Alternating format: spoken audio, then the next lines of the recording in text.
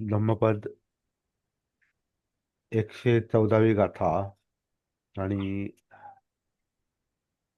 सहस्त्रवग्गातली 15वी गाथा.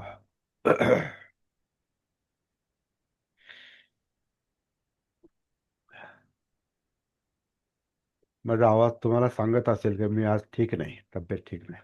हम्म. त्रास. रात्रभर मला म्हणजे नाकाचा श्वास जवळपास बंदच होता. आज सकाळी हम्म. थोडासा हे झालं, रात्रभर झोप नाही. हा. अं, आणि बरेच उपचार चालू होते पण काही झालं नाही. ते थोडसा हे पण आले, ढग आलेत, आभाळ आले, त्यामुळं थंडी आणि अजून हे काहीतरी हम्म. वातावरण बदललंय, त्यामुळे सर्दी. वाढतो थोडं. अं, अजून वाढतो म्हटलं. अं, हम्म.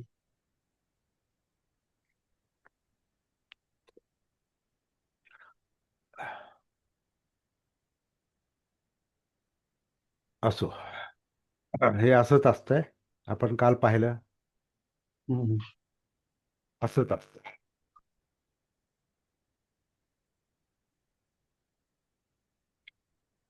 त्यामुळे निसर्ग मार आपलं काम करेल, आपण आपलं काम करायचं. ओके.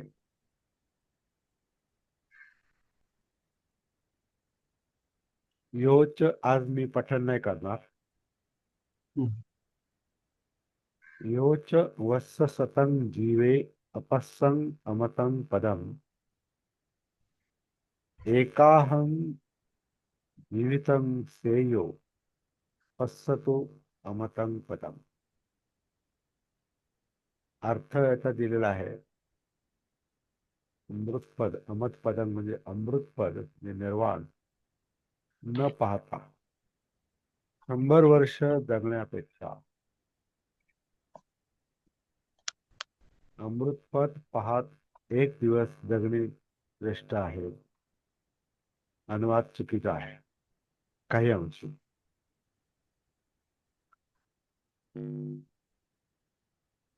आता हे अमृतपद, अमतपदन हा शब्द आधी येऊन गेलेला आहे, आपल्याला आठवत असेल.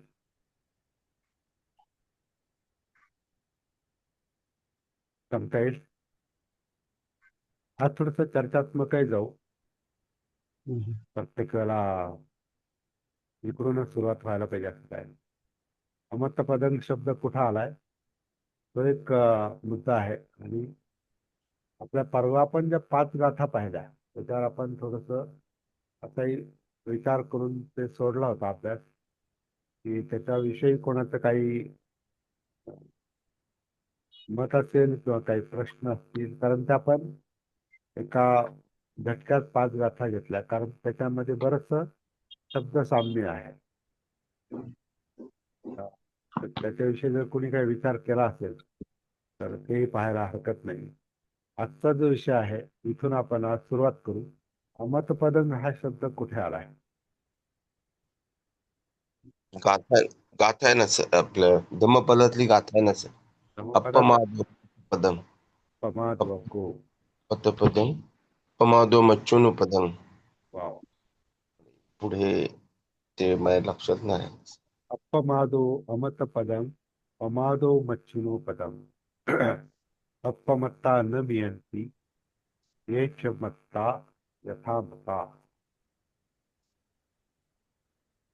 ये पमत्ता यथा मता. अपमादो अमतपदम. अपमाद म्हणजे अप्रमाद. अप्रमाद म्हणजे प्रमाद नसलेली अवस्था. आणि प्रमाद म्हणजे ऍक्च्युअली आपण त्याला मराठी हिंदीमध्ये प्रमाद म्हणजे चुकणे, चूक होणे, चूक करणे. चुकणे कधी चुकतो माणूस? जेव्हा भानावर नसतो तेव्हा, जेव्हा गाफील अवस्था असते तेव्हा, जेव्हा अनकॉन्शियस असतो तेव्हा, जेव्हा नशेत असतो तेव्हा. नशेतली अवस्था पण प्रमादाचीच अवस्था आहे. तर प्रमाद म्हणजे भान नसलेली अवस्था, अजागृत अवस्था, जिथे चित्त जागं नाही, मन जागं नाही. त्याच्यामुळे कृती जाग्या नाहीत. म्हणजे बोलणं जाग जागेपणात नाही, म्हणजे जागृत नाही. बोलण्याविषयी जागृती नाही, काही कृती करण्याविषयी जागृती नाही. कारण चित्ताची मनाची जागृती नाही. म्हणजे चित्त मन हे प्रमादात आहे असं म्हटलेलं आहे त्या गाठीमध्ये. आणि जिथं प्रमाद आहे त्याला मृतवत अवस्था असं म्हटलं आहे. मृतवत अवस्था म्हणजे मेल्यासारखी अवस्था. जसा एखादा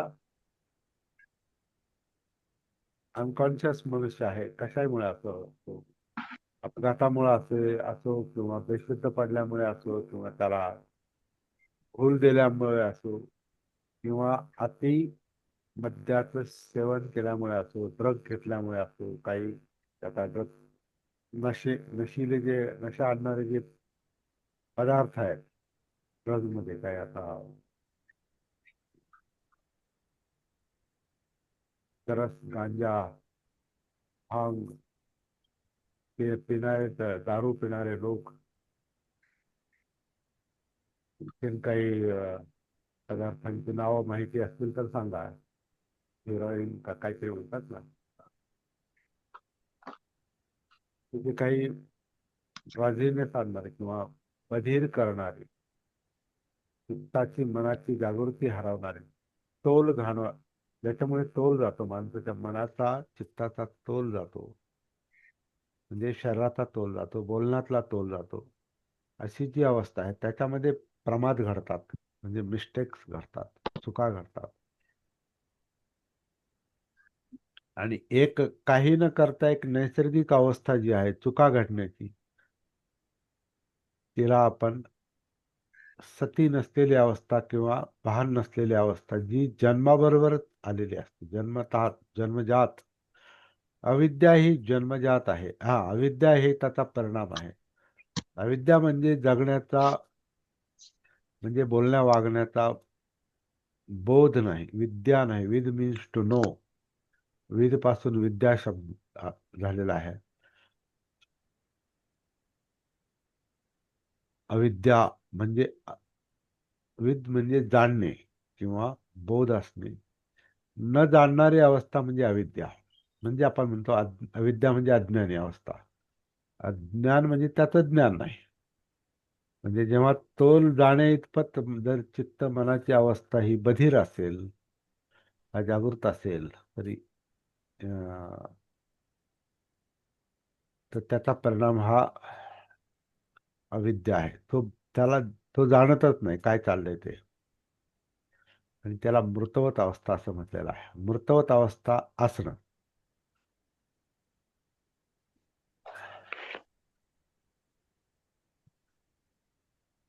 कॉन्शियस पेशंटला भुलीचं औषध देऊन अनकॉन्शियस करून मग त्याच्यावर सर्जरी होते. म्हणजे जेव्हा मृतवत अवस्था असते, तो मेलेला नाही, पेशंट मेलेला नाही, परंतु तो अनकॉन्शियस झालेला आहे, म्हणजे त्याचं भान पूर्ण गेलेलं आहे. आता त्याला त्याचं ऑपरेशन करा, त्याला कापा, जखम करा, त्याला काही समजत नाही त्याला. तर अशी याला प्रमाद अवस्था म्हटलेला आहे. आणि नैसर्गिक प्रमाद अवस्था अशी आहे की माणसाकडून चुका होतात. चुकणे चुकणे मिस्टेक्स हा एक मानसशास्त्रातला एक अभ्यासाचा फार मोठा विषय आहे. विशेषतः सिग्मंड फ्राईड हा आणि त्याच्या परंपरेतले लोक मिस्टेक्स, चूक करणे आणि स्वप्न याच्यावर त्यांचं सायको अनालिसिस आणि सायकोथेरपी म्हणजे उपचार, मानसोपचार हे त्याच्यावर अवलंबून होते. की ते पेशंटला प्रश्न विचारतात आणि विचारतात किंवा बोलतं करतात त्याला, आणि बोलताना तो कुठे कुठे चुका करतो किंवा त्याला काही लोक म्हणजे सिग्मंड फ्राईडनं ते हे मानलेलं आहे की स्वप्न विचारा त्याला, तू काय स्वप्न पाहतो, तुला स्वप्नात काय आलं. तर त्यांची एक पद्धत होती की स्वप्नाबाबत एखादा मनुष्य जर काही बोलत असेल, ते किती विचित्र असू द्या, किती विकृत स्वप्न असू द्या, कितीही न पटणार असू द्या, त्याला स्वतःला पण पटत नाही, ज्याला स्वप्न पडतं त्याला पण हे पटत नाही की अशा प्रकारचं स्वप्न असू शकतं म्हणून.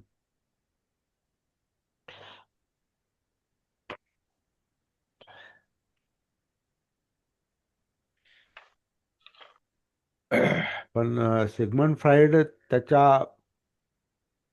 पेशंटला, म्हणजे त्याला क्लायंट म्हणतात त्यांच्या भाषेत, त्याच्या क्लायंटला, त्याच्या पेशंटला तो स्वप्न विचारतो आणि तो स्वप्नाविषयी तो जे काही बोलतो, जसं काही बोलतो, जेवढं आठवलं तेवढं बोलतो, त्याच्यावरून त्याची मनोवस्था, त्याच्या अजागृत मनात काय आहे, अनकॉन्शियस मध्ये काय दडलेलं आहे, काय घडलेलं असेल, ज्याचा त्याच्या मनावर परिणाम झालेला आहे आणि तो मनोविकृत झालेला आहे. कारण मनोविकृत लोक त्याच्याकडे यायचे. आता मनोविकृत म्हणजे अगदीच वेड लागलेले लोक असा त्याचा अर्थ नाही. 99% लोक मनोविकृत असतात, कारण अजागृत असतात.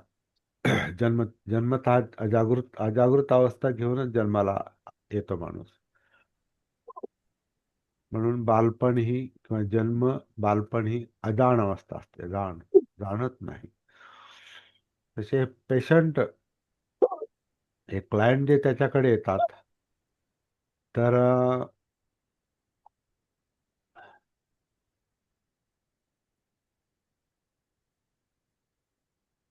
त्यांचे काहीतरी प्रॉब्लेम घेऊन येतात.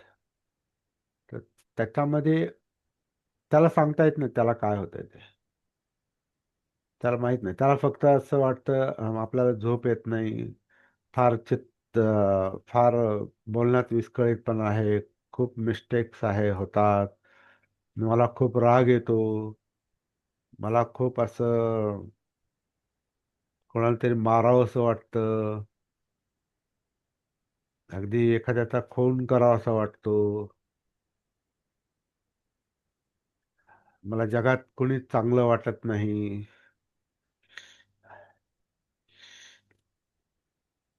सगळं जग माझ्या विरुद्ध आहे असं मला वाटतं, मला कोणाविषयी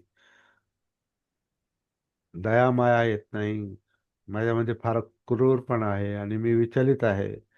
तर असा मनुष्य हा त्या सायकॅट्रिस्टकडे, मानसोपचार तज्ञाकडे जेव्हा जातो, तेव्हा मुळातच तो जसा एखादा पेशंट डॉक्टरकडे, सामान्य डॉक्टरकडे उपचार घ्यायला जातो, तर त्याला सांगतो मला असा असा आजार आहे, कोणताही आजार असो.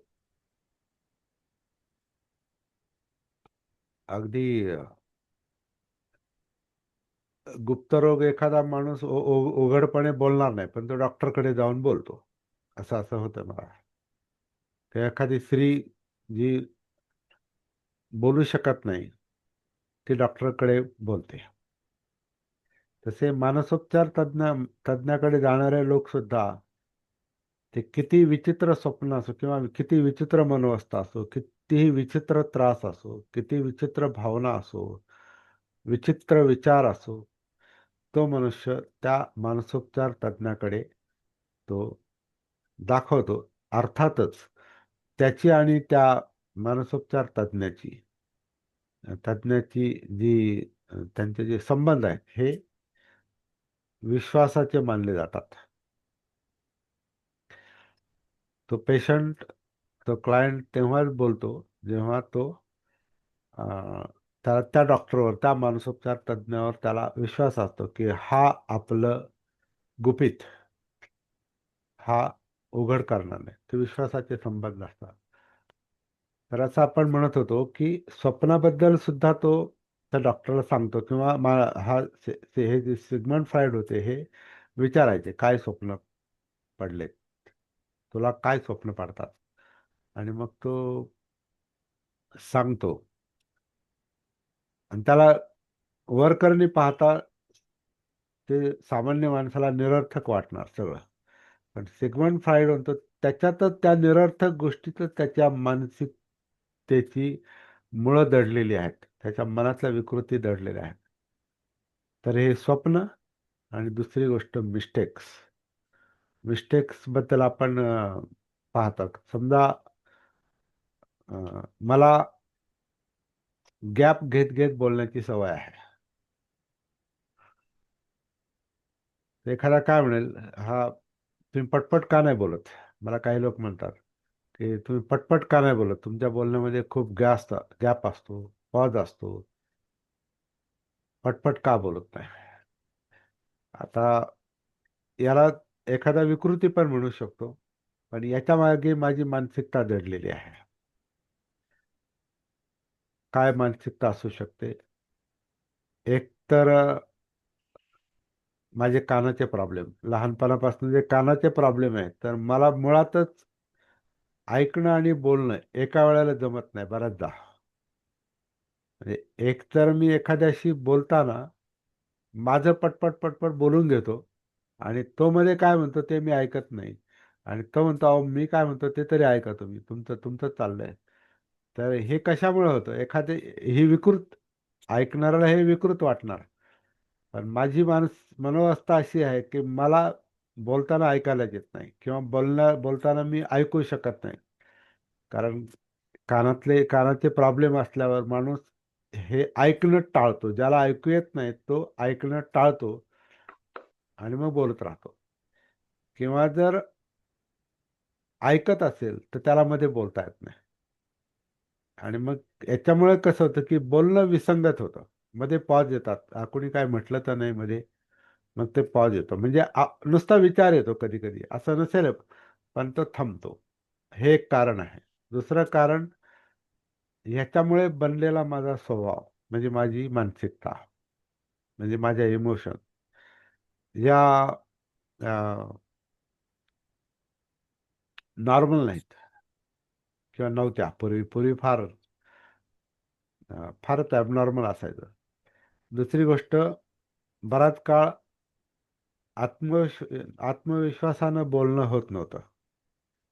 जो आत्मविश्वास आज तुम्ही पाहताय, असा माझा पूर्वीचा आत्मविश्वास नव्हता. पूर्वी म्हणजे बुजरेपणा येणं. बुजरेपणा म्हणजे नको बोलायला, आपल्याला आपण कमी आहोत, आपल्याला ऐकायला येत नाही, त्यामुळे बोलता येत नाही, मग बोलायलाच नको, अशी एक अवस्था होती. त्याच्यामुळं मी थांबत थांबत बोलण्याची एक मला सवय आहे पूर्वीची. तिसरं एक हे आत्मविश्वास नसण्याचं, म्हणजेच न्यूनगंड असण्याचं एक कारण असं होतं की माझ्या ज्या काही अंतरप्रेरणा, माझे छंद, माझ्या महत्वाकांक्षा ज्या होत्या, त्या सगळ्या ऐकण्याशी संबंधित होत्या. उदाहरणार्थ शास्त्रीय गायन. शास्त्रीय गायन असलं की तुमचे कान चांगले पाहिजेत. संगीत म्हटलं की कान चांगलं पाहिजे. गानसेन व्हायच्या आधी कानसेन व्हा म्हणतात त्याच्यात. किंवा तानसेन व्हायचं असेल तर कानसेन व्हा. कानसेन व्हा म्हणजे नीट ऐका आधी. तर माझ्या ऐकण्याचाच प्रॉब्लेम आहे, त्यामुळे मला नीट ऐकणं माझ्याकडून कधी झालं नाही. आणि नीट न ऐकता मी गाणं पण शिकलो आणि म्हटलो पण. पण त्याच्यामध्ये कधीच अशी सुसंगती राहिली नाही. त्याच्यामुळं संगीतातला ताल नावाची गोष्ट मला कधी समजली नाही. आजही मी त्याच्यात वीक आहे फार. म्हणजे गुंतागुंतीचे ताल म्हणतो आम्ही. आता काही साधे साधे जे ताल आहेत, समजा केरवा किंवा दादरा वगैरे, साधे 4 मात्राचे, 6 मात्राचे, किंवा 7 मात्राचा रूपक ताल वगैरे, आता हे ताल अभ्यासानं मला ते समजायला लागले. पण मोठाले ताल, 16 मात्राचे त्रिताल, किंवा आणखीन गुंतागुंतीचे काही ताल आहेत, तर ते मला कधीच समजले नाहीत. बरेच वर्ष समजले नाहीत. का?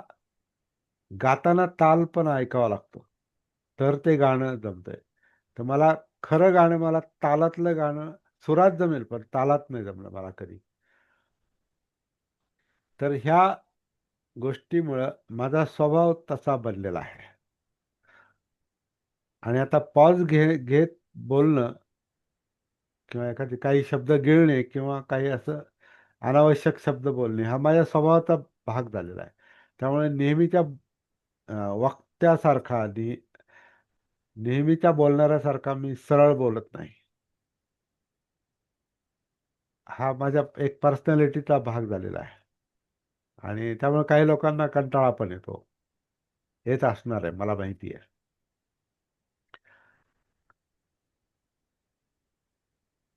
आणि याच्यामध्ये मिस्टेक्स होतात, चुका होतात. तर ह्या चुकांवरूनच आपण आपला अभ्यास पण करू शकतो. उदाहरणार्थ मी एक अभ्यास तुमच्या समोर मांडला की मी बोलताना मध्ये गॅप का घेतो, पॉज का घेतो किंवा असं मध्ये काही गरज नसते. तर काही बऱ्याच वेळा आपण सुरुवात करताना आपण पाहतो की ते म्हणायची सवय म्हणायचं मग बोलायला सुरुवात करायची का मध्येच काही असं गॅप घ्यायचा. तर ह्याच्या पाठीमागे माझी मानसिकता दडलेली आहे. मुद्दा असा आहे की स्वप्न किंवा मिस्टेक्स याच्यातून मानसिकता कळते. तर तो एक वेगळा अभ्यासाचा मुद्दा असतो. आता हीच गोष्ट आपल्याला स्वतःवर पण लागू करता येऊ शकते. सतीच्या अभ्यासामध्ये, जागृतीच्या अभ्यासामध्ये आपण जर स्वतःकडे पाहिलं आणि आपण स्वतःकडे पाहतो. आता आपला अभ्यासच स्वतःमध्ये उतरण्याचा आहे, स्वतःकडे पाहण्याचा आहे, कायेत उतरण्याचा आहे, जाणीवा पाहण्याचा आहे, चित्त पाहण्याचा आहे, विचार प्रक्रिया पाहण्याचा आहे. पाहण्यातलं पाहणं, ऐकण्यातलं ऐकणं, गंधातला गंध, चवीतली चव, स्पर्शातला स्पर्श, विचारातले विचार, हे सगळं त्याच्यात शिरून आपण त्याचा अभ्यास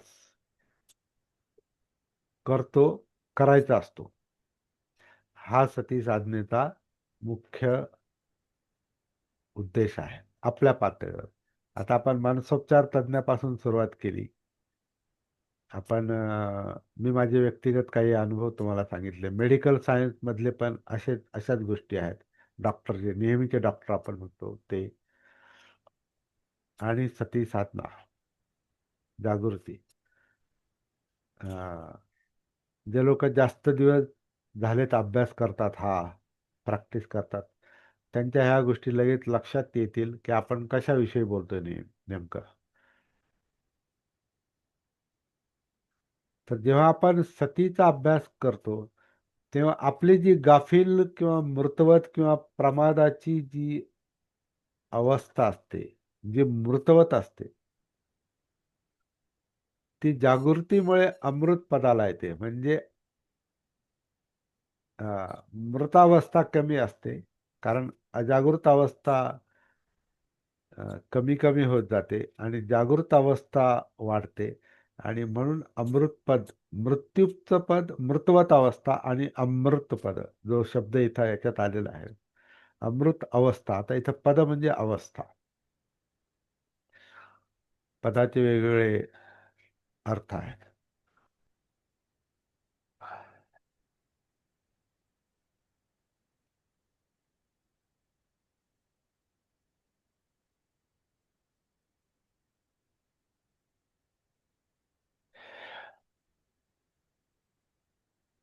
तर अमृत पद म्हणजे खरं अमर अवस्था. अमर असा अर्थ त्याचा नाही, म्हणजे अं, मेल्यासारखी अवस्था. मेल्यासारखं जसं आपण झोपेत, गाढ झोपेत मेल्यासारखेच असतो एक प्रकारे. म्हणजे काही काही भयंकर झालं तर आपण दचकून उठतो. तर ती इतकी गाढ झोप आहे की काही विशेष काही नसतं, पण एखादा समजा मोठा आवाज झाला तर याला झोपेतून अशी जाग येते, झोप म्हणजे गाढ झोपेत गेलेल्याला, की जणू काय काहीतरी मोठं घडलंय. तो दचकून उठतो. तर ती मृतवत अवस्थाच आहे. माझा एक छोटासा अनुभव सांगतो. मी सातवी सातवी आठवीला असेल असा साधारणपणे. आणि माझ्या आत्ते बहिणीबरोबर तिथे ती फॅमिली घेऊन मुंबईहून इथे आली होती नगरला. आणि तिला जेव्हा परत जायचं होतं तेव्हा तिच्या सोबत मी गेलो. तिची मुलं लहान लहान होती. अगदी एक बाळ मांडीवर, त्याच्यापेक्षा 2 वर्षानं आणखीन एक, त्याच्यापेक्षा एक, आणि आणखीन एक मोठं, अशी 4 मुलं, 10 वर्षाच्या आतलीच सगळी. 10-15 वर्षाच्या आतलीच सगळी, 10-12 वर्षाच्या आत, 4ही मुलं. आणि एक मुलगी तिच्या मांडीवर होती. आता कर्जत सोडलं, मुंबईतलं कर्जत सोडलं गाडीनं, पॅसेंजर गाडी होती. आणि वांगणीला गाडी पुढे आली. आता हे वांगणी हे नंतर नंतर मला माहिती झाला. तर वांगणी स्टेशनला गाडी पुढे आली. आणि वांगणी स्टेशनला ती थांबली. आणि वांगणीवरून, किंवा वांगणीच्या आधी कुठेतरी कर्जत सोडल्यानंतर, वांगणीच्या आधी कुठेतरी आदल्या स्टेशनवर माझ्या त्या आत्ते बहिणीच्या गळ्यातलं मंगळसूत्र, म्हणजे चांगलं जाड मंगळसूत्र होतं, मारलं ते चोरट्याने. चोरलं पहाटेची 3ची वगैरे काय वेळ असेल ती. ते तिनं ओढलं चोराने. आणि तिला हिसका बसला असा. हिसका बसल्यावर ती गांगारली. तिला काय कळालं नाही काय झालं ते. तर तिचा जो मोठा मुलगा होता, तो जोरानं, तो जागा होता म्हणे. तर तो जोरानं ओरडला. तो, आई तुझ्या गळ्यातलं हे नेलंय म्हणे, का गाठलं काय मंगळसूत्र. म्हटलं ते नेलं, ओढलं. मग तिला कळालं की माझ्या गळ्यातलं गेलं. तर तिनं खूप मोठा हंबरडा फोडला. आणि मी वरती झोपलो होतो. म्हणजे पॅसेंजर ट्रेन होती आणि वरती झोपलो होतो. तिच्या ओरडण्यानं मला अशी जाग आली की मी वरून खाली, म्हणजे पडलोच असतो, परंतु माझा हात समोरच्या बाकड्यावर गेला आणि मी थोडासा डायरेक्ट न पडता पडलो. पण असा खाली पडलो. पण तेवढ्याच्यात मला काय झालं मला काय माहिती नाही, परंतु मला असं भास झाला का तिच्या मांडीवरचं लहान मूल गाडीच्या खाली पडलं, असं भास झाला मला. आणि मी, त्याला मोकळ्या खिडक्या असायच्या, त्याला गज नसायचे ट्रेनला. आणि आमची बहीण ट्रेनच्या, म्हणजे तिथंच बसली होती त्या खिडकीजवळ. आणि मोठमोठे दागिने गळ्यात घालून बसली. असं तो एक वेगळा मुद्दा आहे. तर त्या खिडकीतून मी बाहेर डोकं काढलं आणि म्हणजे उतरणार होतो, उतरण्याच्या बेतानं, की मला ती मुलगी पडली खाली, तिला घ्यायचंय. आणि बाकीचे लोक ओरडले, अरे काय करतो म्हणे तू?" नाही म्हणे, ती बाळ खाली पडलंय म्हणे. नाही म्हणे, बाळ नाही खाली पडलं, यांच्या गळ्यातलं मारलंय चोरानं. असं ते झालं. तर ते, आणि गाडी चालू होती हा, बरं का. गाडी सुटली होती. गाडी निघाली तेव्हा तेवढ्यात ते चोरट्यानं ते मारलं आणि गाडीनं वेग घेतला होता. आणि मी गाडीतून बाहेर, चांगलं छाती इतका बाहेर गेलो असेल मी असा.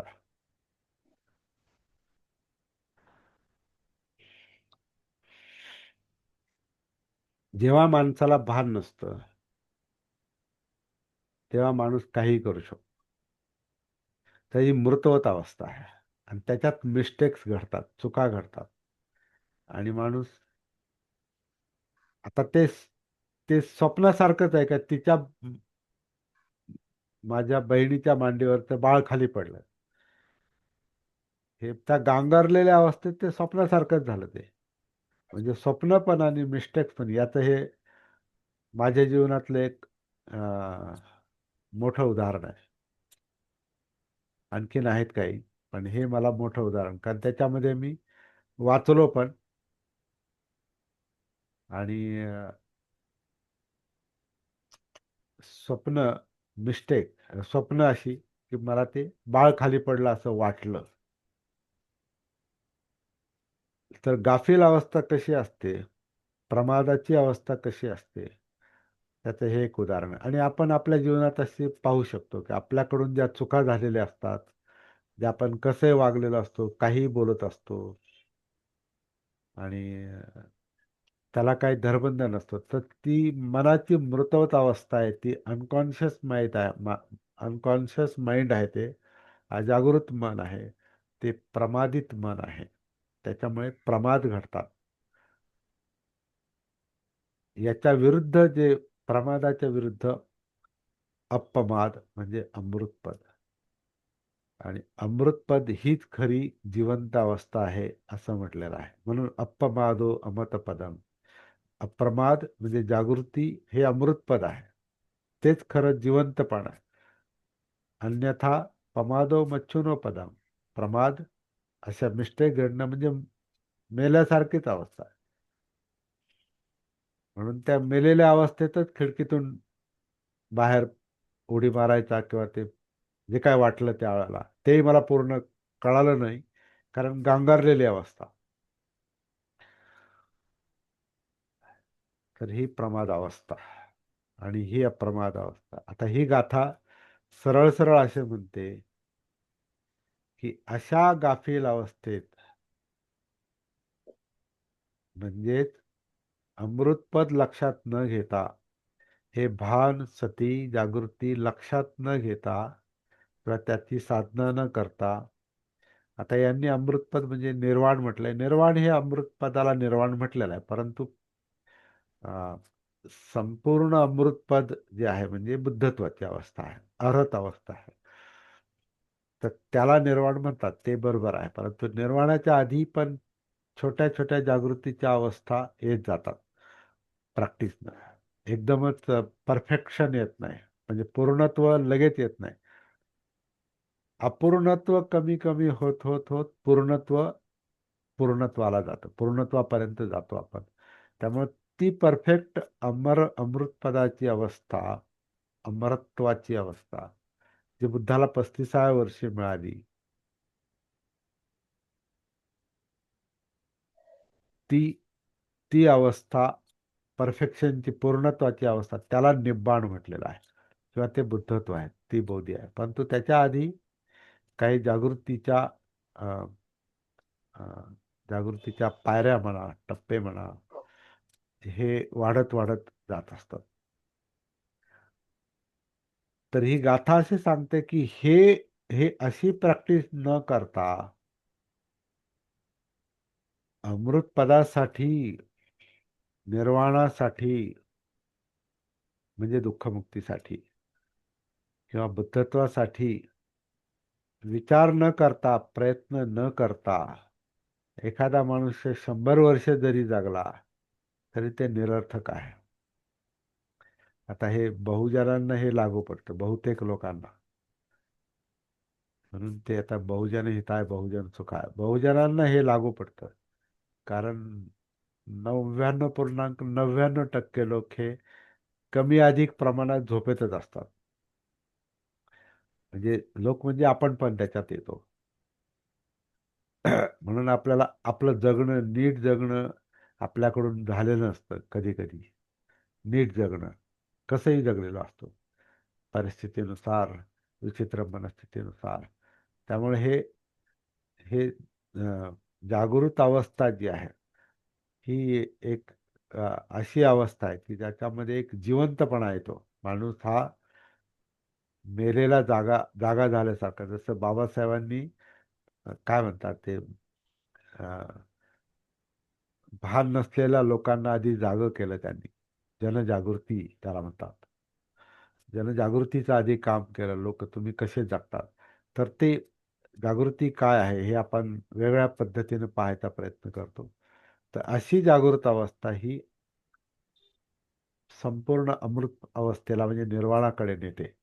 आणि ती जागृत अवस्था प्रॅक्टिसनं आपल्याला डेव्हलप करता येऊ शकते. ही हा बुद्धांचा शोध आहे.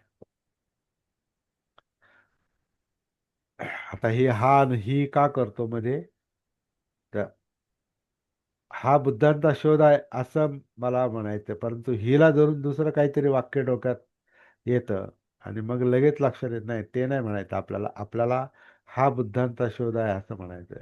मग हाच ही होतं, हिचा हा होतो. ते मिस्टेक्स आहेत. तर ही आपली मानसिकता आहे. हा आतला गोंधळ असतो. अनकॉन्शियस माइंड मधला, जागृत मनातला हा गोंधळ असतो. म्हणून आपण काहीही बोलतो आणि कसंही बोलतो. पण जेव्हा आपल्याला सती जमायला लागते, जागृत अवस्था जेव्हा जमायला लागते, प्रॅक्टिस करायला आपण जेव्हा सुरुवात करतो, तेव्हा आपल्याला हेही लक्षात यायला सुरुवात होतोय की आपण कुठे कुठे चुकतो.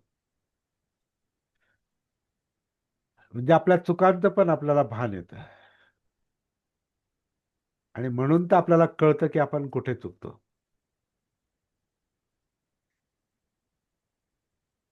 आपण समजा पाण्याची पाता वेरमणी करायचं ठरवतो, पण हे नाही लक्षात येत का पानाती पात कधी होतं, आपल्याला हिंस्र भावना कधी निर्माण होते आणि कधी आपण ती कृती करतो, हे त्याच वेळेला जर लक्षात नाही आलं, कारण त्यावेळेला सती नाही, त्यावेळेला भान नाही, तर पानाती पाता वेरमणी होऊ शकत नाही.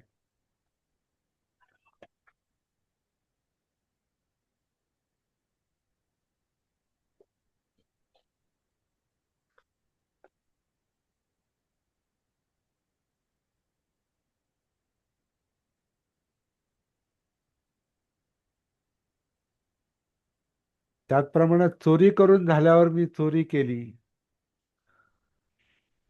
हे नंतर लक्षात येतं की हे वाईट झालं आणि मग आपण म्हणतो आधीनं झाला वेरमणी, आता मी इथून पुढे करणार नाही. परंतु तसं होत नाही. ते किती वर्ष म्हणा, तसं ते होत नाही. का?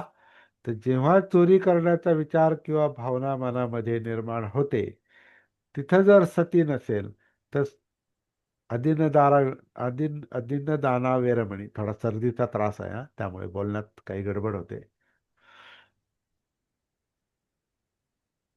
चोरीची भावना मनामध्ये आली म्हणजे न दिलेलं घेण्याची भावना, दुसऱ्याचं हिसकावून घेण्याची भावना, हिरावून घेण्याची भावना, त्याला चोरी म्हटलेलं आहे. त्यावेळेला जर आपली सती उपस्थित नसेल तर आपल्याकडून अदिन्न दाना वेरमणी होणार नाही. कामवासनेचा विचार मनामध्ये आल्याबरोबर जर तो जर कळत असेल तर आपल्याकडून पुढची कृती होणार नाही, मिथ्याचार होणार नाही. खोटं बोलण्याचं मनात विचार आल्याबरोबर तिथं जर सती उपस्थित असेल तर आपण मुसावादा वेरमणी, आपण अ, अ, आपण त्याचं पालन करू शकतो, वेरमणीचं पालन करू शकतो. खोटं बोलण्यापासून आपण अलिप्त तोपर्यंत होऊ शकत नाही जोपर्यंत आपल्या मनामध्ये खोटं बोलण्याची इच्छा, विचार आल्याबरोबर आपली सती आपल्याला सांगते की हे चुकीचं आहे. म्हणजे वर्तमानात कायम सती जिवंत पाहिजे, जागृत पाहिजे, सती कायम मेंटेन पाहिजे. कालचा आपला जो विषय, जो टायटल दिलं कालच्या आपल्या विषयाला, सातत्याची सती, सातत्याने सातत्यपूर्ण सती ठेवणे. सतत म्हणजे कोणताही क्षण असा नसला पाहिजे आपल्या जीवनातला इथून पुढे की तिथं आपण भानावर नाहीत. तशी अवस्था आली तरच आपल्याला स्वतःबद्दल गॅरंटी देता येते. आणि तशी अवस्था जोपर्यंत येत नाही तोपर्यंत आपण आपल्यावर पण विश्वास नाही ठेवू शकत, कारण आपण काही करू शकतो. कारण भान नाही, सती नाही, जागृती नाही. म्हणजे शिलाचरण, आम्ही जे म्हणतो शिलाचरण आधी येऊ शकत नाही. शील समाधी प्रज्ञा हा क्रम चुकीचा आहे. शील आधी येऊ शकत नाही, आधी प्रज्ञा येते, समज, आणि समज ही जागृतीने येते. म्हणून बाबासाहेबांनी जो प्रज्ञाशील करून हा क्रम सांगितला तो बरोबर वाटतो. बुद्धांचा तोच असला पाहिजे. कारण आधी सती, आधी जागृती, तर सप्तबुद्ध्यांगातही तेच सांगितले, आधी सती मग धम्मविचय. धम्मविचय म्हणजे आतल्या गोष्टी कळणे. काया वेदना चित्त मनोधम्माच्या पातळीवरच्या गोष्टी ह्या नंतर कळतात, जर त्याच्यात सती उतरली तर, सती पठाण झालं तर.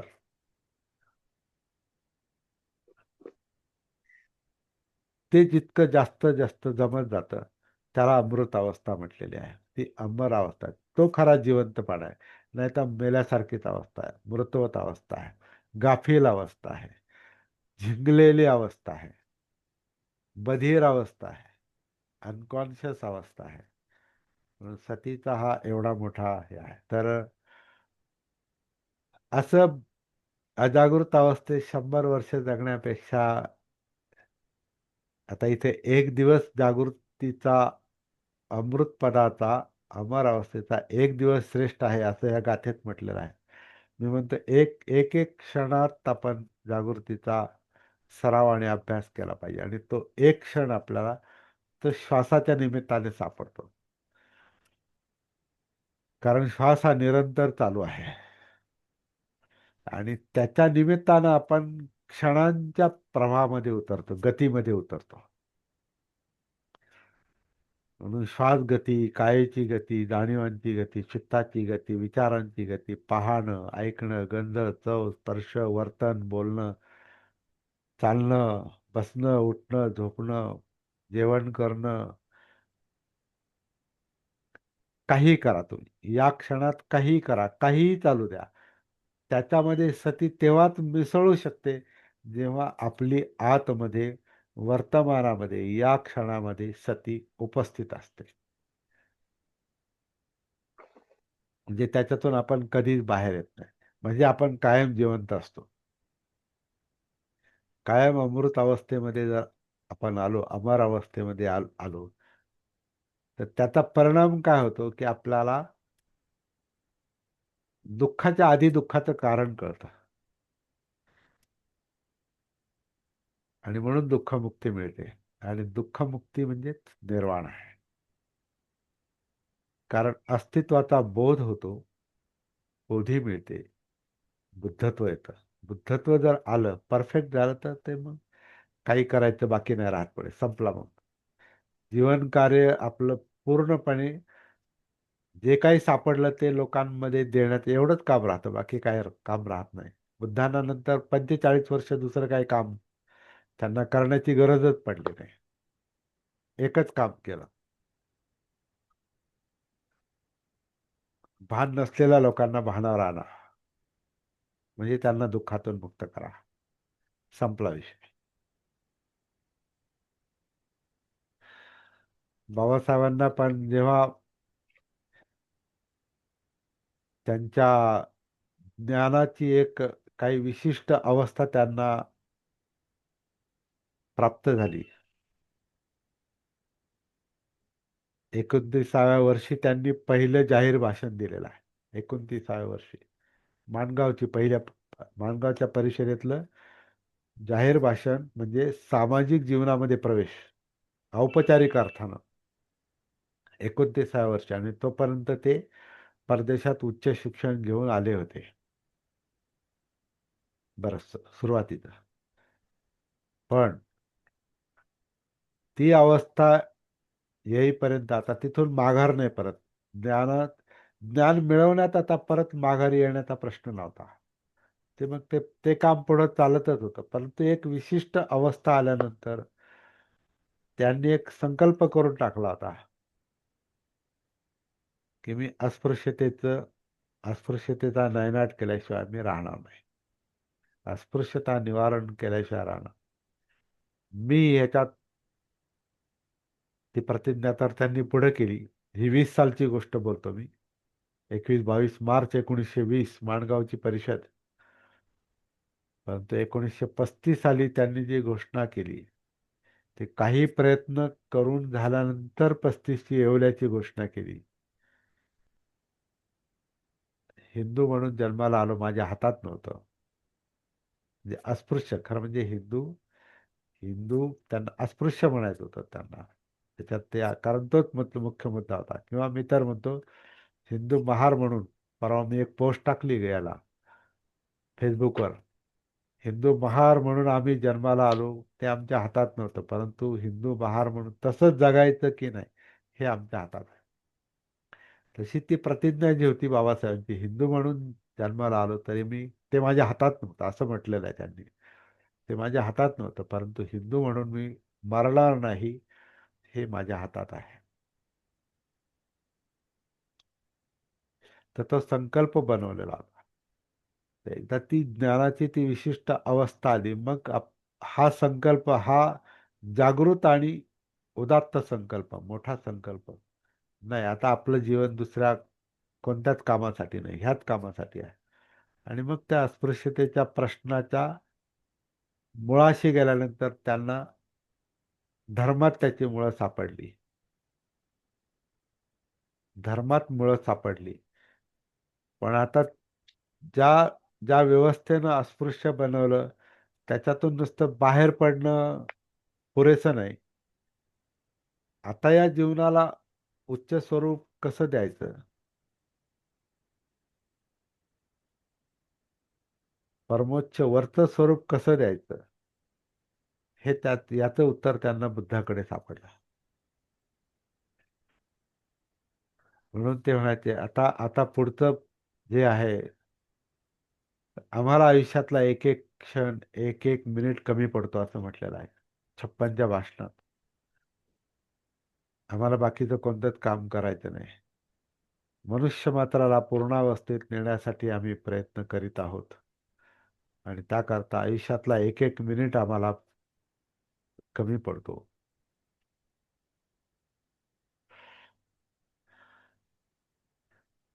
तर तो एक मिनिट, तो एक क्षण म्हणजे हा अमृत पदार्थ आहे. तो जागृतीचा आहे, भानावर येण्याचा आहे.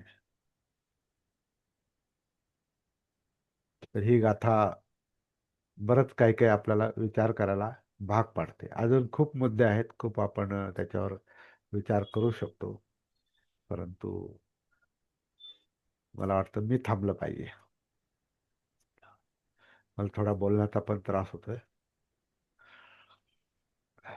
पूर्ण श्वास बंद आहे नाकातला. की तुम्हाला भरपूर त्रास होतोय बोलताना, हा, मला त्रास होतोय, बरोबर आहे. भरपूर त्रास होतोय, पण तुमच्यामध्ये मनामध्ये असलेली उर्मी आहे ती तुम्हाला शांत बसू देत नाही. त्यामुळे तुम्ही हे सगळं कार्य करत आहात, त्याबद्दल तुम्हाला धन्यवाद मनापासून.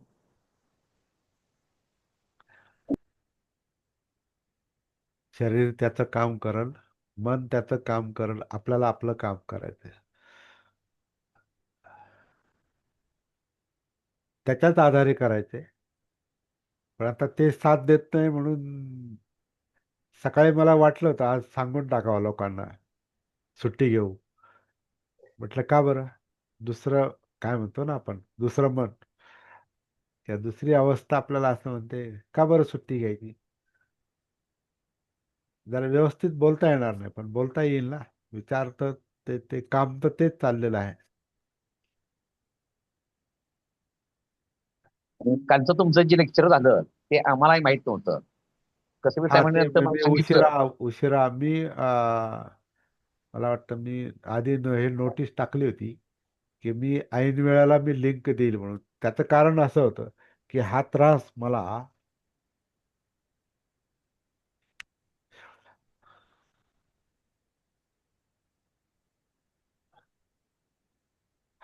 मला गाडीत पण होत होता, आणि उशिरा पण घरी पोहोचणार होतो. मग मला खात्री नव्हती की मी सकाळी उठून वर्ग घेऊ शकेल की नाही.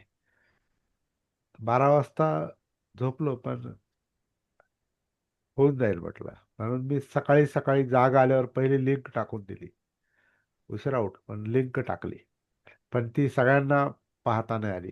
त्याच्यामुळं काल कमी लोक होते, 10च लोक होते काल.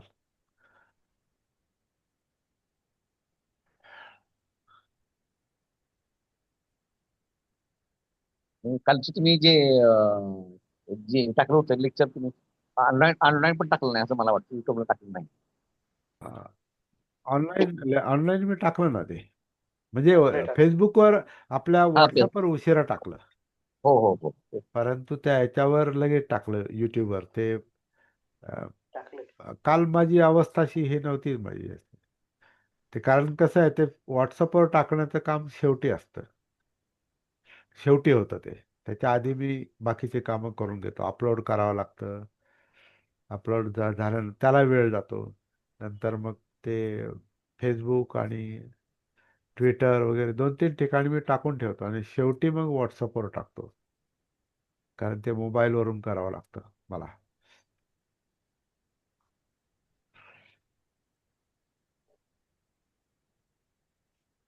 कालचा विषय वेगळाच होता आपला आणि चांगला होता.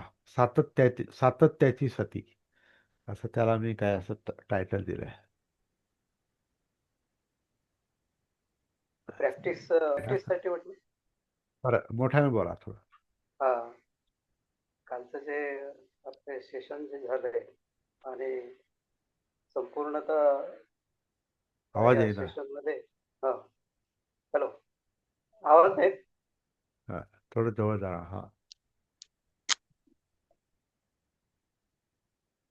आला का सर आवाज? हा, आता येतो. बोला बोला. म्हटलं कालचं सेशन जे झालेलं आहे ते प्रॅक्टिकल होतं असं मला म्हणायचं. हा, बरोबर. हा, प्रॅक्टिसवर आणि बरंच बोललो आपण. हो, आणि खूप छान झालंय कालचं सराव. आणि ते परत मी ऐकलं पण आणि खूप बरं वाटतं त्याच्यात. हा, अजून प्रॅक्टिसला वाव मिळाला त्याच्यात. हा. तरी काल मी त्या प्रॅक्टिस प्रॅक्टिस बोलण्याच्या पण काल तसा पूर्ण मनोवस्थेत नव्हतो मी, बरं का. तरी देखील खूप छान तरी झाले देखील मला असं.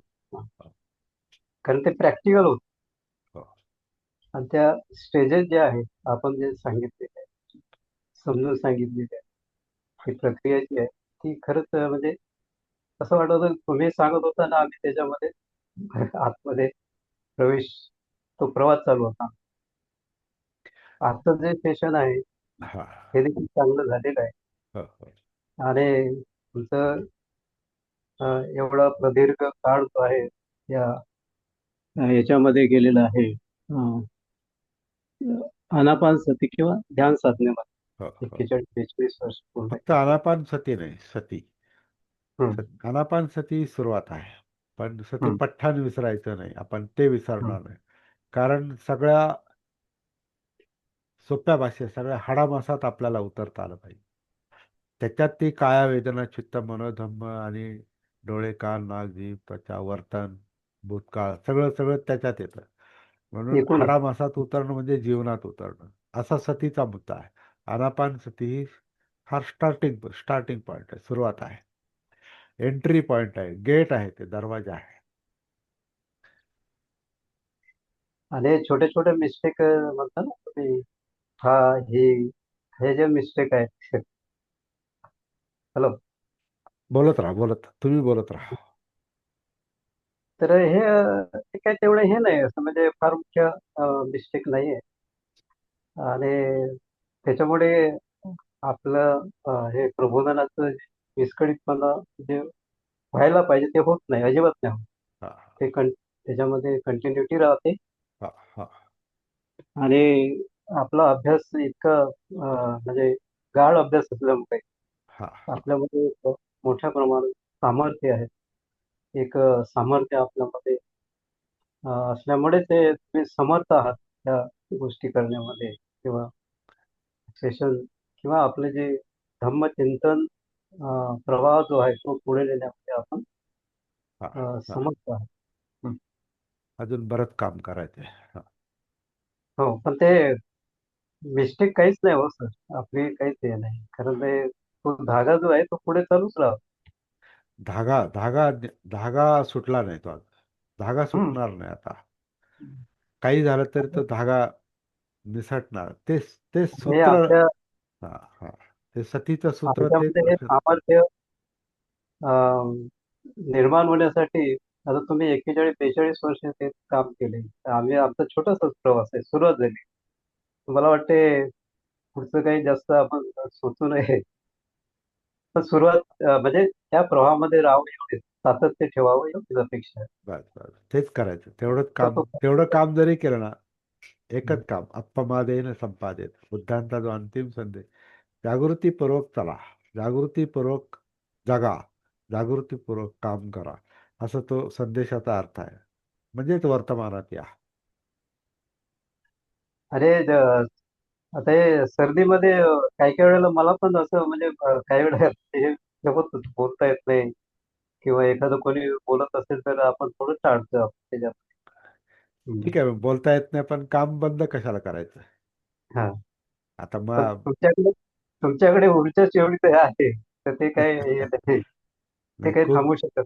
खूप वेळ देणार ना याच्यात. मी आता 43 वर्ष एकूण झाले मला. आता 43 नाही, मला शाळेपासूनच हा विषय माझ्या डोक्यात आहे खरं म्हणजे. हा, 8वी 9वी पासूनच. 8वीला मला पाली पण मला माहित नाही, नैसर्गिकपणेच मला त्याच्याकडे एवढी ओढ लागली होती. मी माझ्या सरांचा आवडता विद्यार्थी पण होतो आणि मला पण त्या गोष्टी आवडायच्या. आणि तुम्हाला सांगतो, साधारण त्याच वेळेला मी शाकाहारी बनलो. हम्म. नॅचरली एक दिवस सरळ मटण पुढे आलंय आणि मी ताट बाजूला सारलं आणि घरातले म्हटले, काय झालं, आतापर्यंत तर खात होता." नाही म्हटलं, मला नाही खायचं. पण का नाही हम्म. खायचं ते मला सांगता नाही आलं. त्याचं उत्तर मला नंतर सापडलं किंवा आज सापडतंय. ताट का बाजूला सारलं? तर काही ज्या अंतरप्रेरणा आहेत त्या अं, म्हणता येईल आधीपासूनच आहेत त्या. आणि प्रत्येकात असतंय ते. कधी कधी आपल्याला ती संधी मिळत नसते. आता मला संधी मिळाली की मला पाली शिकता आलं. त्याच्यामुळे लगेच मला ह्या प्रवाहात येता आलं. तर माझ्या शाळेला मी धन्यवाद देतो. दादासाहेब रुपवतेंची शाळा, संबोधी विद्यालय, नाव आहे त्याचं, संबोधी विद्यालय होतं. आता बाय मिस्टेक ते आज त्याचं नाव बदललं. ते दादासाहेब रुपवते विद्यालय केलं. तर ती हम्म. त्यांची फार मोठी चूक आहे असं मी त्यांच्या काही ठीक आहे. लक्षात आणून दिलं मी. You have made a great mistake, big mistake. त्यांना बोललो मी. पण आता ते कसं आहे, संबोधी विद्यालयाला संबोधीच पाहिजे होती असे नाही, असा त्याचा अर्थ आहे. चला, तो विषय नाही. पण तेव्हापासून तोच मला एक निमित्त मिळालं. हम्म. तर जसं बाबासाहेब म्हटले ना, जीवनामध्ये अनेक संधी निर्माण होतात, पण त्या संधीचा जो सदुपयोग करून घेतो, तो खरा शहाणा मनुष्य, तो जागृत मनुष्य, तो समजदार मनुष्य. नाहीतर अशा अनेक संधी येतात आणि जातात आणि आपण गाफील असतो, कारण सती नसते ना. आपल्याला कळतच नाही ते आता काय काय जीवनाचं काय करायचं या. नाही तर मग नेहमीच प्रमाद जीवन काय. हा, प्रमाद आपण उदाहरण दिलंय सर. हा, हे प्रमादच आहे. ते प्रमादामुळे प्रमाद घडतो, अजागृतीमुळे प्रमाद घडतो. आणि कारण कळतच नाही, ते मुद्दाम नाही करत आपण, ते कळत नाही. हम्म. पण चला, आता कळालंय तर कशाला वेळ घालवायचा. आणि आपल्याला खूप काम आहे. 15 लोक आपण इथे आहोत. परत परत जाणीव करून देतोय की आपल्याला खूप काम आहे.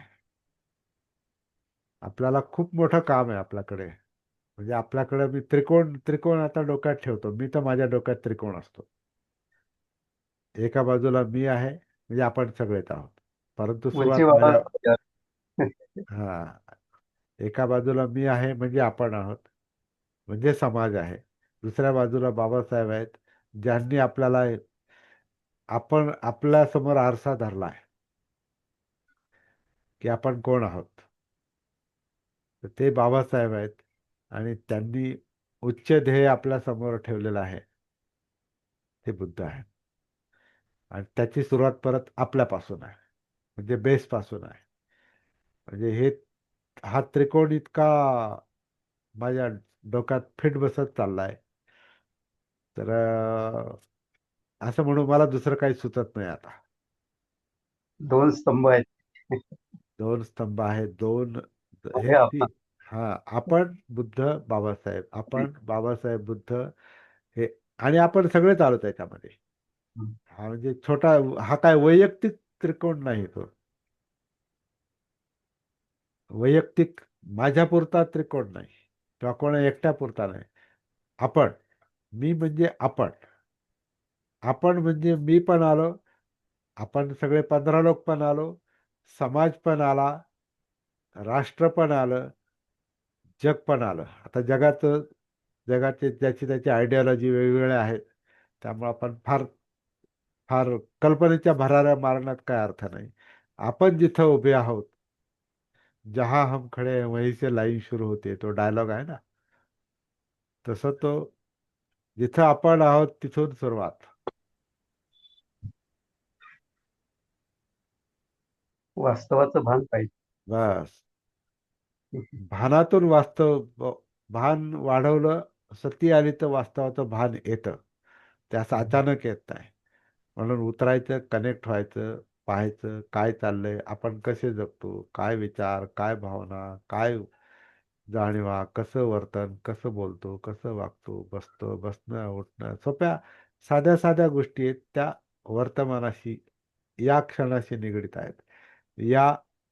हा क्षण पण स्थिर क्षण नाही, ही गती आहे. जीवन गती आहे. माझं आत्मकथन पण मी त्याच नावानं लिहिलं, माझी जीवन गती. ते अपूर्ण आहे, ते एकच पहिला खंड आहे तो, पण माझी जीवन गती भास्कर असं त्याचं नाव आहे. तर ते असंच मी जीवन समजून घेण्यासाठी लिहिलंय. आता सुनंदाला, माझ्या मिसेसला त्याचा राग येतो का तुम्ही आम्हाला काहीच नाही टाकलं त्याच्यामध्ये, आमचं नावच नाही, आमच्याबद्दल काहीच नाही लिहिलं, तुमची जीवनगती म्हणजे तुम्ही एकटे आहात की काय, आम्ही आमचं काही नाही का त्याच्यात. तर म्हटलं त्याचा तो उद्देश वेगळा होता. तर माझं जीवन गती प्रवाह एवढं फक्त लक्षात घेणं, कारण जीवन प्रवाह म्हणजे आत्मभान, स्वतःचं भान. जीवन प्रवाह लक्षात घेतल्याशिवाय आपल्याला जीवन समजत नाही. म्हणून भूतकाळ पण लक्षात घेणं महत्वाचं आहे. जसं बाबासाहेबांचं काही विचारवंतांचं मत आहे, इतिहास जो विसरतो तो इतिहास निर्माण करू शकत नाही. हम्म. तसं आहे. तर इतिहास म्हणजे आपलं जीवन आहे, ज्याच्यात आपण जगलो, वाढलो, आपल्यावर ज्याचे ज्याचे संस्कार आहेत, ते सगळे विषय त्याच्यामध्ये येतात. म्हणून जीवन गतीत उतरणं म्हणजे सती आहे, किंवा सतीमुळे आपण जीवन गतीत उतरतो.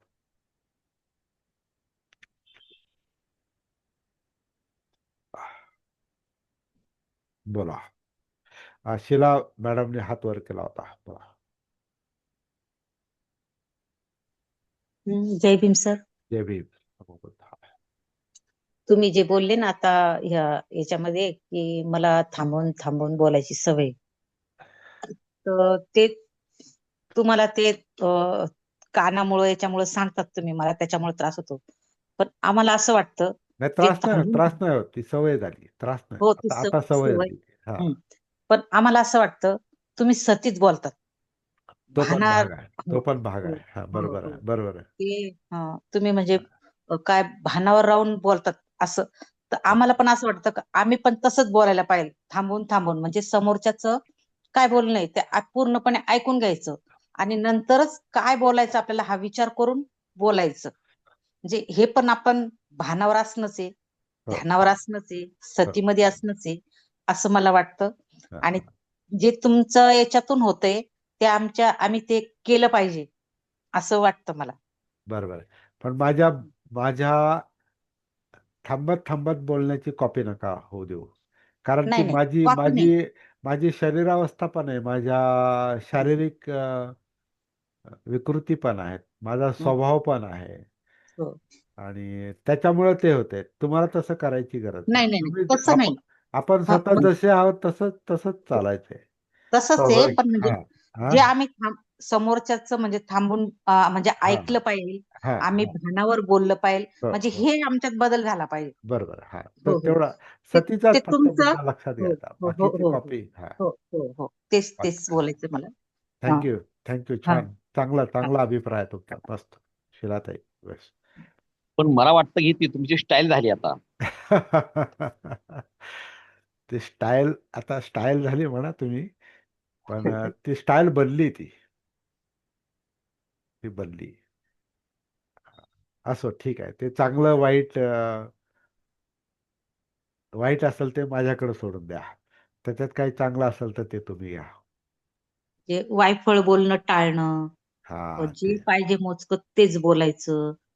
वायफळ बडबड नको आणि जे बोलायचं मुद्देसूद बोलायचं आणि असं बळच काही वेगवेगळं काही विषय जो विषय त्याच विषयावर बोलायचं. वेगळा विषय नको. दुसरं कसं आपण एक विषय बोलतो आणि दुसरं भरडत बसतो त्याच्यात. ते हा नकोय आपल्याला. म्हणजे ते नाही. व्यवस्थित एक मुद्देसूद बोललं पाहिजे. म्हणजे तेच आपलं सतीमध्ये आपण ते कळतं आपल्याला. हो. म्हणजे तुमची कॉपी नाही आम्ही करणार, पण आमच्यात तो बदल झाला पाहिजे. असं. हं, हं. पण मी प्रसंगी फार कठोर आणि कडक आहे. तुम्ही श्रीरामपूरला अनुभवला असेल. असू असू द्या हा. ना. तडजोड नाही कठोर करत. माणूस नाही, तडजोड नाही करत. कठोर हा एकदमच तुम्ही हे असले तर आम्ही कसं मनासारखं वागू शकतो. कठोर असणं म्हणजे आम्ही पण थोडंसं याच्यात वागू शकतो. आमच्या मर्यादित किंवा याच्यात म्हणजे आम्हाला पण त्याचं सरांनी जर आपल्याला छडी मारली तरच आपल्याला हे करता येतं. शाळेमध्ये पहिले मारायचे, आता तर नाही मारती. पण हा. तेव्हा म्हणजे छडी लागली छमछम विद्या येई घमघम पहिले बोलायचं. तसं म्हणजे कठोर असणंच पाहिजे तरच आम्हाला शिकता येईल. म्हणजे आम्हाला पण भानात राहू आम्ही काय बोलतो काय नाही बोललंच पाहिजे. त्याशिवाय तुम्ही बोलल्याशिवाय आम्हाला कळणार पण नाही. असं. तो एक आपल्या शिस्तीचा भाग आहे तो. शिस्तीचा भाग आहे. हा. आपल्या श्रीरामपूरच्या वर्गामध्ये एक शिक्षक होते आणि ज्या बाईला मी सांगितलं की बाई तुमचं मन तुमचं ऐकत नाही, तुम्ही फार बडबड करता, तुम्ही नाही थांबलात तरी चालेल.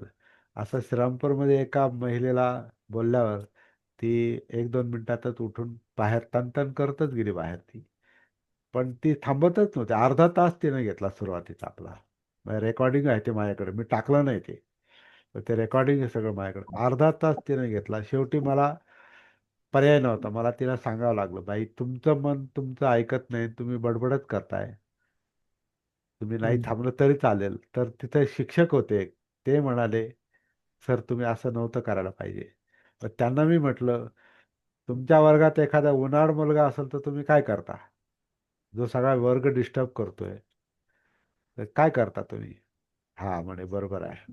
आम्ही त्याला एक तर बाहेर तरी त्याला शिक्षा तरी करतो, नाही तर त्याला बाहेर तरी काढतो. तर मग मला तसंच करावं लागतं. तर तो ती बोल आपला हा ती बोललेली मी 42-43 वर्ष काम केलेलं याच्यात. पण मग ती भानावरच होती. तिने ते पुढचं ऐकूनच घेतलं नाही ना. ती अजिबात तिथं ऐकून घेत सतीच नाही. नव्हती. हां, ऐकत नव्हती. आणि ती म्हणताना भानावर नव्हती. बोलताना मात्र म्हणायची, नाही मी तुमचंच ऐकण्यासाठी आले. हं. हो, हो. असो तिची कीव आली मला तिथे खरं म्हणजे नंतर.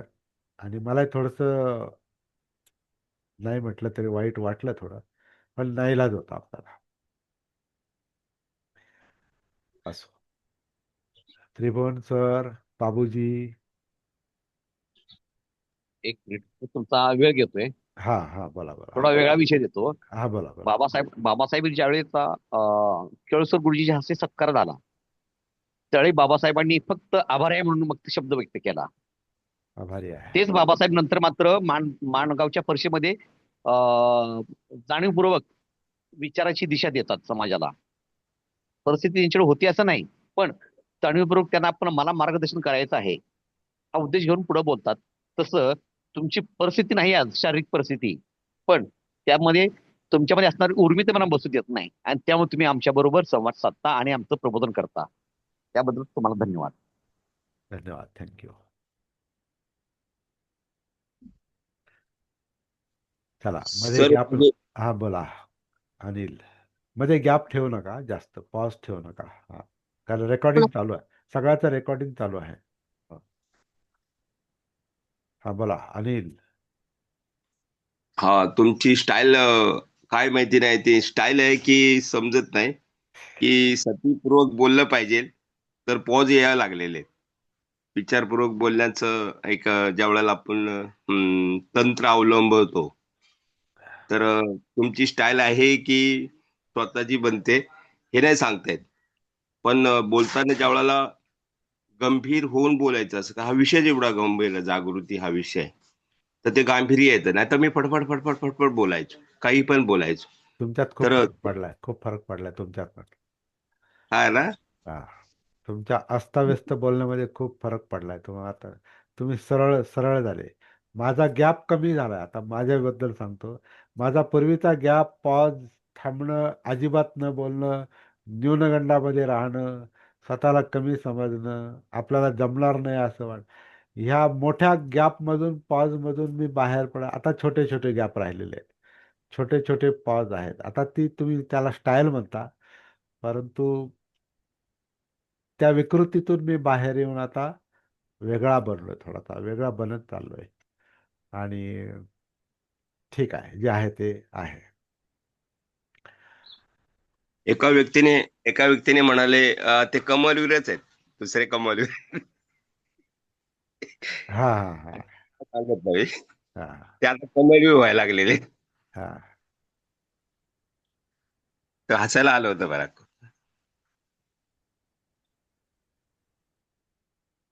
आपण आपण आहोत. छान. चला, त्रिभुवन जय भीम सर, सर. संदीप त्रिभुवन सर, बोला बोला. जय भीम सर. बरेच प्रश्न सुटायला लागले सर आणि एक शांतता निर्माण झाली. प्रत्येक धम्मपद त्याचं पूर्ण विश्लेषण ऐकतो आणि त्याच्यामुळं खूप बरं वाटतं की आपण योग्य मार्गावर चाललो आहे हा, असं वाटतं हा, हा. छान आणि ते त्याचं समाधानही वाटतं. छान छान. आता आपण आणि एक कामाला वेग द्यायचा आहे पण, हा. हे आता मग कामाला वेग आता ही वेळ आधी सांगायची. कामाला वेग हो हो द्यायचा. हो वेग द्यायचा म्हणजे आपली सत्र, ही लाईव्ह सत्र ही आपली वाढली पाहिजेत. आणि असं पण मी म्हणतो की आपली झूम मिटिंग आहे ना, ही आपल्याला 1 महिन्यासाठी परमनंट असतं. म्हणजे आपण पेड लिंक आहे, ते आपण केव्हाही मिटिंग घेऊ शकतो. आता समजा कंटाळा येत नसेल तुम्हाला, तर इतर वेळेला सुद्धा संध्याकाळी वगैरे असा एखादा विषय घेऊन, आता मला वाटतं आता लगेच त्याची गरज नाही, कारण धम्मपदाचा विषय इतका मोठा आहे की त्याचाच अभ्यास जरी चालू ठेवला ना, आणि आपले सतीची प्रॅक्टिस, सती समजून घेणं आणि सतीची प्रॅक्टिस, हे जरी कंटिन्यू ठेवलं तरी खूप मोठं काम आहे. परंतु आपण ऑनलाईनचा पण जास्त उपयोग करून घेऊ शकतो. परंतु सगळ्यात जो परिणामकारक जो अभ्यास असतो तो समोरासमोर, फेस टू फेस, ते पण आपण लक्षात घेऊ. हेही काय कमी नाही, जे आपण करतो ते कमी नाही. हे लाईव्ह अभ्यास चालल्यासारखाच वाटतो, आपला लाईव्ह वर्ग चालल्यासारखाच वाटतो. म्हणजे ऑनलाईन वाटत नाही, मला तरी वाटत नाही बऱ्याचदा. परंतु समोरासमोर वेगळंच असतं ते. समोरासमोर आपल्या बोलण्याचा प्रभाव वेगळा असतो, ऐकण्याचा प्रभाव वेगळा असतो, मनस्थिती वेगळी असते. हे आपण लक्षात घेऊ. वेग वाढवावा लागेल, सगळ्यांसाठी ही सूचना आहे. हो सर. हा. एक मला तरी वाटतं एक आठवड्यातून 2-3 सत्र जे आहे ते सकाळचं व्हायला सोडून घ्यायला व्हायला हरकत नाही. 2-3 नाही, पण शनिवार रविवार तरी आपण वाया जाऊ देता कामा नये. कारण 2-3 मग मला पण प्रवासाला मर्यादा पडतील. इतका प्रवास नाही झेपणार, आता नाही झेपत मला. म्हणून मला सेंटरचा पण मुद्दा माझ्या डोक्यात असतो का, आहे इथंच आपल्याला एक काही करता येत असेल तर तेही तुम्ही येऊ शकता, ज्यांना शक्य आहे. आणि झेपेल एवढा एवढा प्रवास करून आपण बाहेर पण जाऊ शकतो. आता मी महाराष्ट्रातून बाहेर जाणं कमी केलं जरा.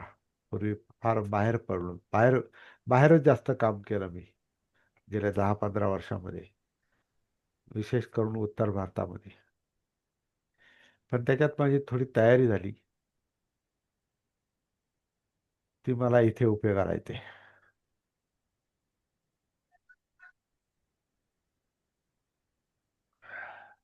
चला, थांबायचं का? ठीक आहे सर. हा. बाकीच्यांना काही प्रश्न विचारायचे विचारू शकता. हा, तर आपण वेळ दिलेलाच आहे, परंतु मोठा गॅप मध्ये ठेवू नका. हा, बोला.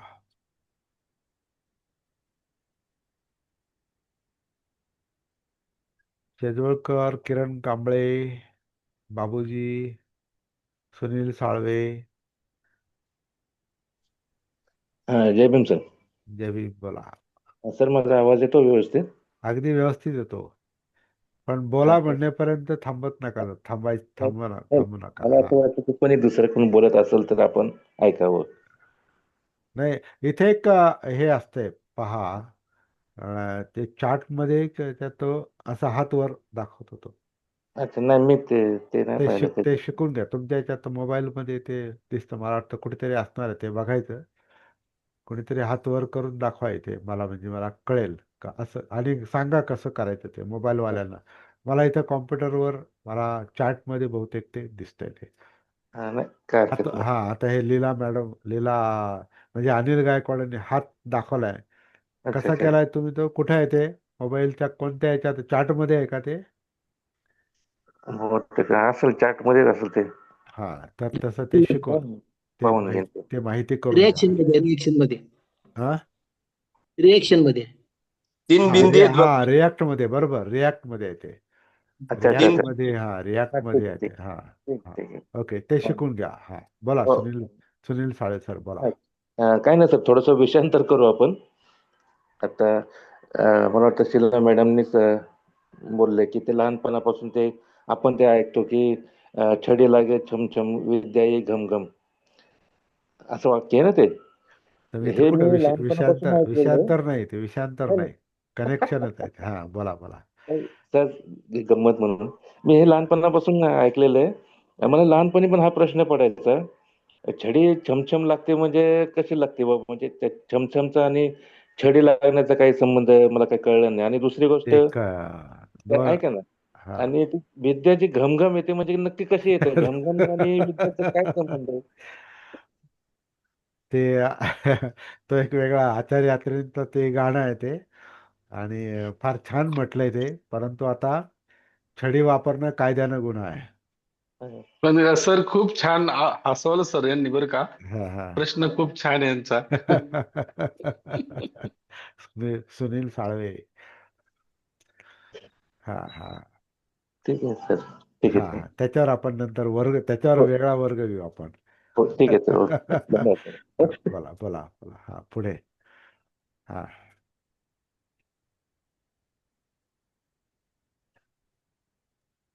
ती एक म्हण आहे. हा, वास्तवाशी त्याचा काही थोडा संबंध आहे, पण पूर्णपणे जशा तसा अर्थ घ्यायचा नाही आपण. हा.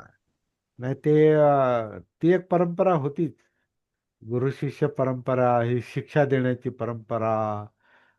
म्हणजे त्याच्यामध्ये असं आहे किंवा जे विद्यार्थी आहेत त्यांना अजून कळत नाही, त्यांना समज नाही.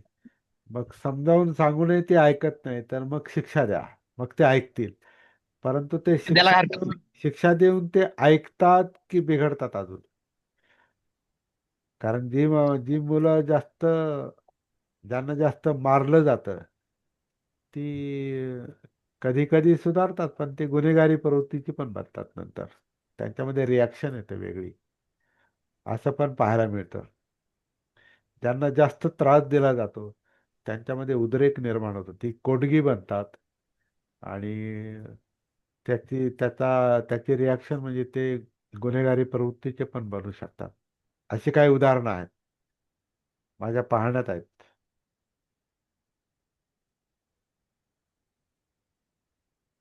म्हणून आता अशी माणसं मोठी झाल्यानंतर ते म्हणतात की आम्हाला चांगलं मार्गदर्शन नाही मिळालं, नाही तर आम्ही पण चांगले झालो असतो. म्हणजे त्यांना आतून वाटतं चांगलं बनावं, चांगला अभ्यास करावा, चांगली तयारी करावी, पण त्यांना ते संधी नाही मिळाली. सर ते छडी छडी मारायची म्हणजे त्याला जागृत करायचं आहे. पण जो जागे मुलगा होतात, इकडे तिकडं, त्याला मारून नाही, तुम्ही दुसरी त्याच्यापेक्षा हलकी शिक्षा द्या ना हा मारायला. छडी म्हणजे इतकी इतकी बोलला मारत आता. नव्हते ते हो, हो, शिक्षक, हो. की जेणेकरून त्याला समजलं नाही, पाहिजे नाही, एवढं चांगले एवढं चांगले त्याचं. मारायचे. काही काही तर खूप मारतात आजही, हो पण तुम्ही युट्यूबवर पहा, त्याच्या काही शिक्षक शिक्षिका इतकं बदलतात ते हो, सांग. ते अज्ञानी शिक्षक म्हणायचे. आपण आता ते कारण की त्यांना पेशाने बाल शिक्षकच आहेत ना ते. ते शिक्षक नाहीच आहेत ते. बाल मानशास्त्र समजत नाही. हो. जे असे जास्त मारतात ना, हो. त्यांना मानसशास्त्र समजत नाही, हा. असं आहे ते. त्यांचं आणि ते शिक्षकाचं पद असेच वशिल्याने शिक्षक झालेले आहेत. हो. बरोबर आहे. पण पद शिक्षकाचं आहे आणि त्यांना असं वाटतं हा आपला अधिकार आहे. शिकवणं हा अधिकार आहे. शिकवणं हे त्यांच्यात ती कला पण नसते आणि त्यांची ती ती त्यांची समज त्या लहान मुलासारखीच आहे मी म्हणतो, जे मारहाण करतात. तुम्ही छोटी छोटी शिक्षा देऊ शकता, दुसरी शिक्षा देऊ शकता. बाबूजी शिक्षा बोला. 3 प्रकारच्या असतात. शिक्षण बोला. ती ती वा. शिक्षा म्हणजे ज्याला एखाद्याला जर समज द्यायची असली तर ती 3 प्रकारची असते. हा. प्रथमतः त्याला समज द्यायची शाब्दिक शाब्दिक समज. शाब्दिक समज. दुसऱ्यांदा मौन राहून आणि तिसऱ्यांदा मग त्याचं जर नाहीच ऐकलं तर ती मग शारीरिक शिक्षा. अशी ती 3 प्रकारची शिक्षा. आणि माझ्या मते हे मौन राहणं हे सगळ्यात चांगली शिक्षा आहे. त्यापासून हा. अलिप्त राहणं. हा पण मौन मौन समजणाऱ्याला तो समजदार पाहिजे, ज्याला मौन समजतं. नाहीतर तो दुर्बलता पण समजू शकतो. त्याला तो दुर्बलता मानू शकतो. की यांना काही पुढे बोलताच येत नाही, आम्ही त्यांना गप्प केला असं म्हणतात.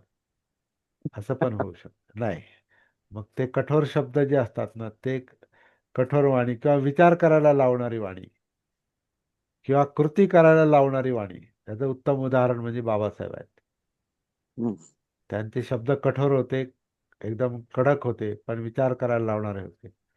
सुरुवातीला गैरसमज होत असतील, झालेले आहेत. तेही उदाहरण बऱ्याच वेळा मी उदाहरण सांगितलेलं आहे. ते माझ्या आत्याचं आहे.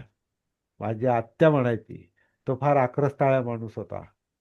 त्यानं आमचं खाणं पिणं बंद केलं, आमचे देवधर्म बंद केले आणि तुम्ही बिघडले म्हणे. ते तिला नाही कळालं ते. आणि ते तिच्या तिच्या हयातीतल्या गोष्टी आहेत त्या. आपण तरी पाहिलं नाही बाबासाहेबांना, पण तिच्या हयातीतली गोष्ट आहे. आणि ते त्याला खाण्यात फार एक्सपर्ट होते. ते काय बैलाचं खाणं आणि काय त्याचे प्रकार वेगवेगळे, तर ते वाघाचं खाणं मानायचे ते. आणि बाबासाहेबांनी त्याच्यावर बंदी आणली, म्हणजे त्याच्यापासून परावृत्त केलं. तर बाबासाहेब त्यांना क्रूर वाटले किंवा आक्रस्ताळे वाटले. नाही समजत, मौनाची भाषा नाही कळत, कठोर भाषा पण कधी कधी कळत नाही. मग बाबासाहेबांनी कामाठेपुऱ्यात जे भाषण दिलं की तुम्ही हे धंदे बंद करा, बायकांना जे सांगितलं तुम्ही हे धंदा बंद करा, नाही तर काय शब्द प्रयोग केला त्यांनी, तुम्हाला तुमचा उठाव करेल का असं काहीतरी, इथून मी तुम्हाला हाकलून लावेल का तुम्हाला, असा काहीतरी तो शब्द प्रयोग, कठोर भाषा होती.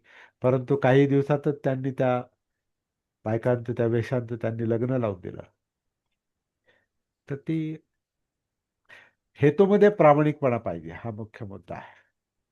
मग तुम्ही उपाय कोणते योजा, तुम्ही सौम्य उपाय करा, नाही तर कठोर उपाय करा, हेतू चांगला पाहिजे. हेतू महत्वाचा आहे.